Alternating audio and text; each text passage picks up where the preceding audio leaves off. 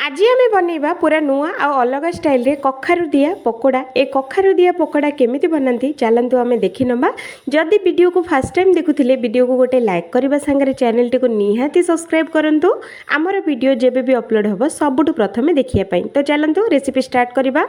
तो सबुठु प्रथमे देखते फ्रेंड्स मुझे जाइए फाड़े कखारु। कखारुटा को बढ़िया से चोपा छड़ेकी बढ़िया से 2 ରୁ 3 थर धोई देइछि। याकू एमिति जाली साहाय्य रे याकू कखारुटा को पूरा आम कोरीदबा पूरा छोट छोट करके याकू कोरिबार अच्छी फ्रेंड्स।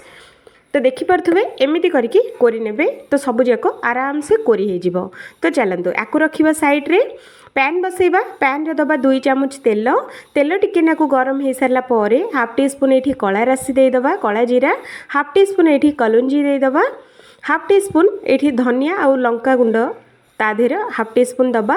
एठी किछि कटा हिथबा कंचा लंका देदबा, किछि कटा हिथबा पियाज देदबा, कटा हिथबा टमाटर देकी एगुडा को बढ़िया से 2 ରୁ 3 सेकंड पर्यंत एगुडा को हमें फ्राई करबा।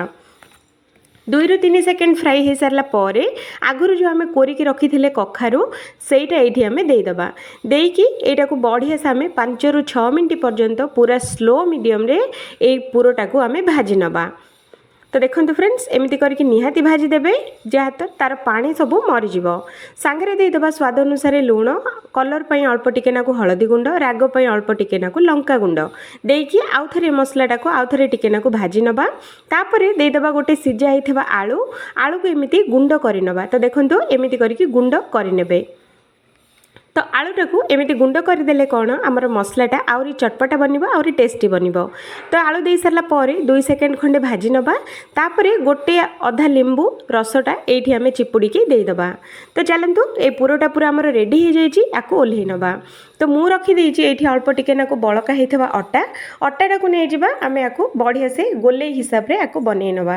तो देखो ये मुझे अटा चकुड़ी थी सकाଳେ तो बड़ी जाइला। तो याकू कौन करवा आम छोट छोट गोल 2टा बन नवा।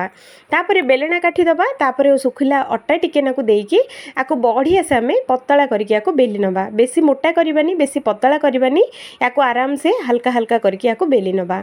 जमीती आम रुटी परोटा बेले सेम सेमती याकू बेली नेबे। तो देखो एतिकी मोटा ही रखिए याठू मोटा कि याठू पतला टोटाल करेनि। तो ऊपर टिके नाकू देदबा धला राशि, ऊपर टिके नाकू देदबा कला राशि, अल्प टिके नाकू आजवाइन देदबा आ धनिया पत्र देकी याकू आउ थरे टिके टिके हल्का हल्का करके याकू बेली नबा जोति कि सब जाक बढ़िया से लगिज।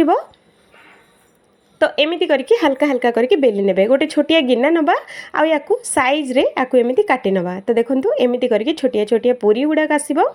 तो एक्स्ट्रा अटा जेतिक अच्छी से सब आम बाहर कर नबा आ एमती पूरी सेप्र सब जाक आम एमती बनईकी रेडी करवा। तो देखंतु फ्रेंड्स मुझे बनईकी रेडी कर सारी। तो देखिपे तो ये आम कौन करवा गोटे टीस्पून मसला देकी एगुड़ा को बढ़िया से आम पूरा भितर याकू भर्ती कर नबा आ ऊपर पटू एमती जॉइंट कर नबा। सबुजाक एमती करके ही आम रेडी करार अच्छी फ्रेंड्स। तो देखो बॉल्स गुड़ाक बढ़िया से आमर रेडी हो सारी। तो एमती करके सबुजाक मुझे रेडी कर सारी। पैन बसैबा। पैन रे दबा सेलो फ्राए ये तेल तेल मुझे बड़ 2 चामच तेल दे देइछि। तेल जमी हल्का मीडियम गरम हम तो ये पिठा तक सबुजाक एमती गोटे गोटे करके देदबा। गोटे साइड बढ़िया से फ्राए हो सारा पर आउ गोटे साइड रे एमती हल्का हल्का करके याकू ओल्टे नबा।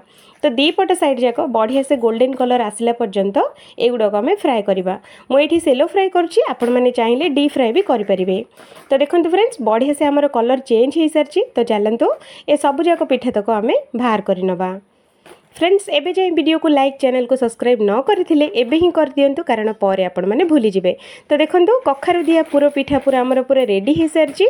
आपण मानकु केमिति लागिला कोन कमेंट करबा जम्मा भी भूलिबेनी। जदि भल लागे तो नियाती थरे बनांतु समस्तंको मन किनि नबो। तो मु रहुची आ थरे देखा हबो आ गोटे फ्रेश वीडियो रे। जय जगन्नाथ।